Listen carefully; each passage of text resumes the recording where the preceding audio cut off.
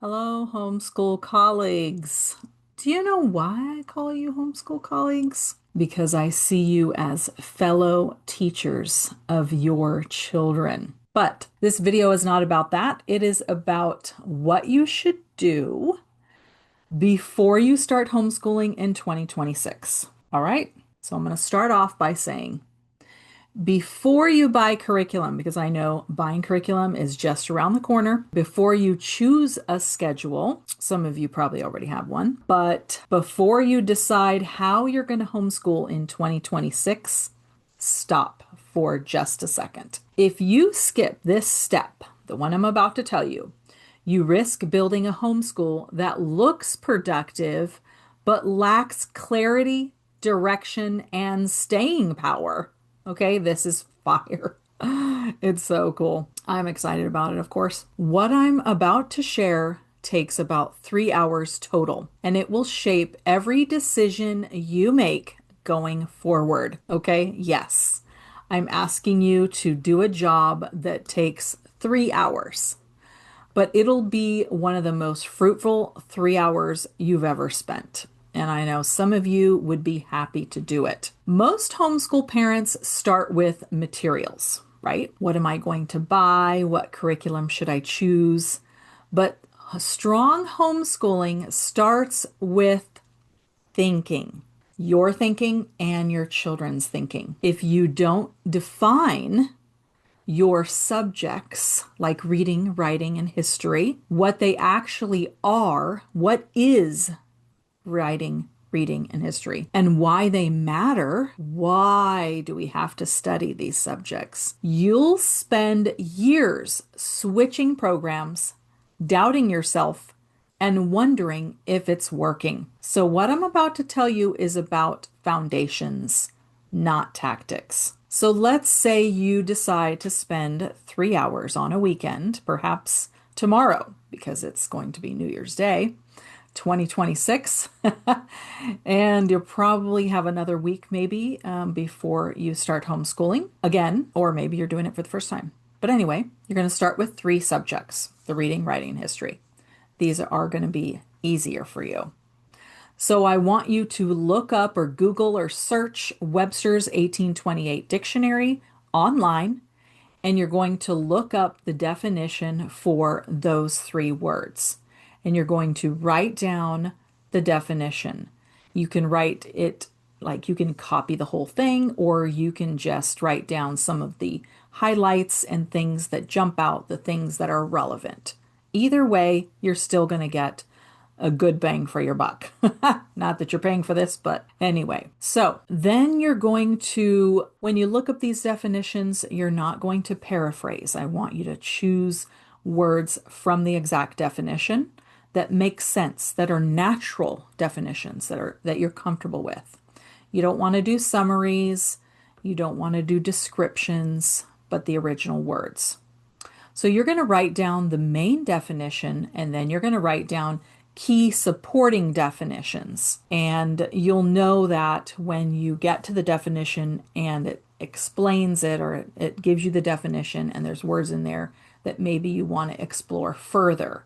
And this is how you get into the thinking about the subject, not just researching it for, sake of getting this task done. So doing this will tell you what the subject is, not just how it's taught. And the main questions you're answering is, what is the subject? What is God's purpose for it? And why is it important for us to study? This is so good when you are teaching this to your child too, because you want them to develop those thinking skills. So next, you're going to search for BibleGateway.com, which is my favorite search engine online. And you're going to plug in the keywords and look up scriptures that are related to answering those specific questions, or that give you more understanding of how this particular subject or word is being used in the Bible. And the first thing you want to really look for is the first appearance of that word and why God used that word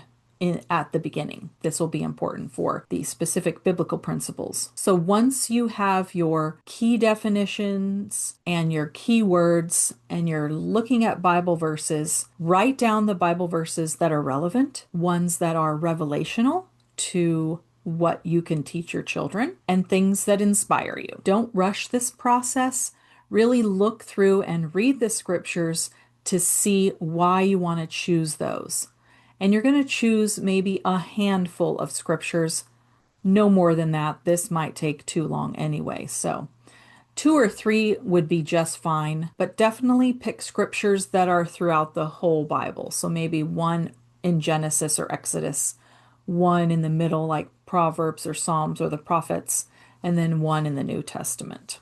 Hopefully, you'll be able to find one in each category. But either way, pick the ones that inspire you and teach you. If you love what I'm talking about and you just have a heart for the Lord and you want to learn more about how to integrate the Bible into homeschooling, then consider liking this video, subscribing to my channel, setting the notifications, sharing your comments on the comments section, and all those things. So yeah, let's do this together. All right, back to our video. So after you have your definitions and your scriptures, you're going to want to write down the exact biblical principles or subject principles that you discover. And this is where you have to be prayerful and thoughtful and reflective. And you're going to answer the questions again.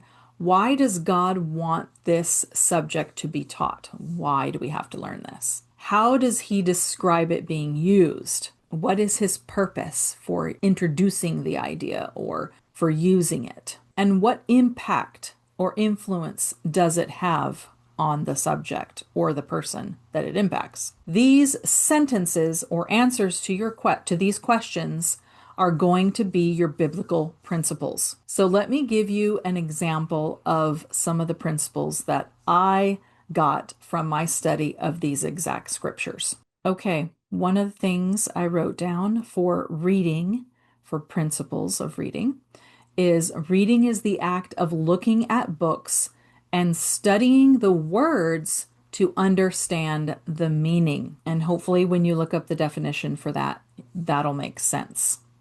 The second principle I came up with is reading was created by God when he wrote the 10 Commandments, and he wanted everyone to read his words and understand them to follow him.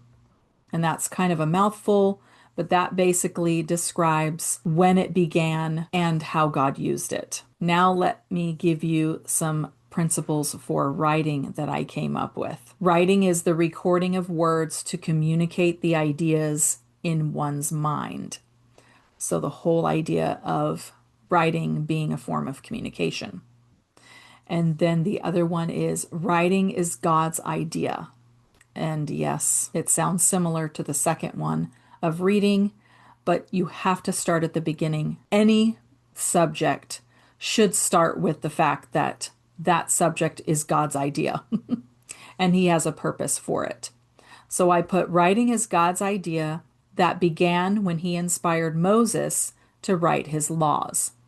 He thinks writing is important so that he can communicate his ideas to us and we can communicate our ideas to him. So that's a little cool thing about that. By the way, this process is described in my resource called the Biblical Principles Quick Start Workbook.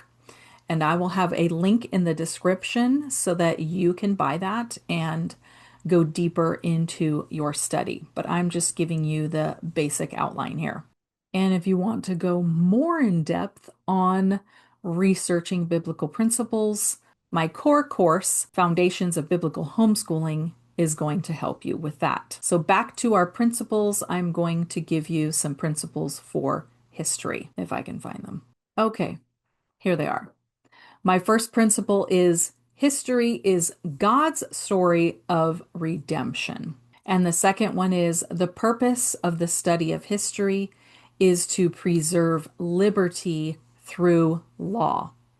And I know those are pretty highfalutin ideas, but if I were you and I was studying history, you could start with the simple ideas that I already mentioned about reading and writing. History is God's idea, and He created it when He created the world, and that was the beginning of time.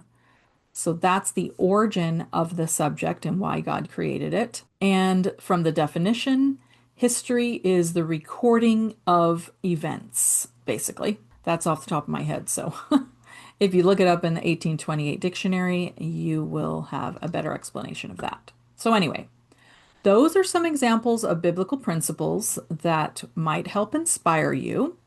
So the next thing you're going to do before 2026 or before you start homeschooling again, we already went over step one, which is defining your subject. Step two, searching the scriptures. Step three, extracting biblical principles. And now we're at step four, setting clear goals. So from your inspired research, you're going to write down anything that you thought of that you want to focus on based on your research, and do this for each subject. So I'm not talking about grade level goals or test-based goals, things that a child should know before he turns 18 or something. I want you to think about how this subject is going to transform or impact your child for the better. And what would you want to do to bring that impact? What would you want them to know about these subjects? This is where the thinking comes in. And how can those thoughts or ideas that you want them to know form their biblical worldview? And you might even want them to do this whole process themselves, maybe on an age appropriate way. Okay, now for step five, you're going to create objectives or routines. So, what are you going to do every day or every week to focus all of your minds on the principles that you have finalized? Are you going to read a certain amount of time and make sure you do that every day? Are you going to write a certain amount of paragraphs or sentences in a week? Are you going to spend more time on history or focus on a particular principle? Something like that. This is where the principles turn into practice. And this is not going to overload you because it's a whole process. It's like a form of worship. You're thinking about the subject, you're thinking about how God's word relates to it, and you're thinking about how it applies to your situation. So, this is what I want you to do for the whole month of January. I'm about to tell you, not that whole process of the 3 hours. After you're done with those 3 hours, I want you to make a commitment for 30 days in January. You don't have to make a whole year's worth of commitments, and it doesn't have to be perfect. If you fail, that's okay. But I want you to come up with a task that you can focus on every day for 30 days. And this is for you, not your children. As the parent, I want to inspire you to get in the Word of God, to connect with the Lord and have Him speak to you and have you experience what it's like to fall in love with truth, God's truth. So maybe it's looking up one word in the 1828 dictionary every day related to your homeschooling and what you're going to teach or what you're going to do, or it's looking up scriptures that are related to those ideas. Just a little taste of what we did in these 3 hours or what you did in these 3 hours. Just a little taste of that every day for 30 days. And ask the Lord why He wants you to do this, so that you have a targeted focus. So, as it's been said before, if you've been homeschooling for any length of time, homeschooling is not about replicating school at home, having homework, getting through the workbooks, and just learning stuff to keep kids busy or something. It's about training the mind and shaping the character and grounding learning in truth. Because I tell you what, if you do this consistently, you will cultivate children who walk with God and live according to His principles. It will be a natural part of their life as adults because it was a natural and beautiful part of their life as homeschool kids. If you spend 3 hours doing this and then commit to 30 days of doing a little bit of this all throughout the month, it's going to change everything, I promise. And I am praying that if you do this, that you step out in faith. I'm praying that God would bless it and that He would truly inspire you and you would feel like you had an encounter with God having to do with homeschooling. Are you excited? I am very excited because I've experienced this myself and I want you to experience it too. So thanks for watching. I will see you in the next video. Bye.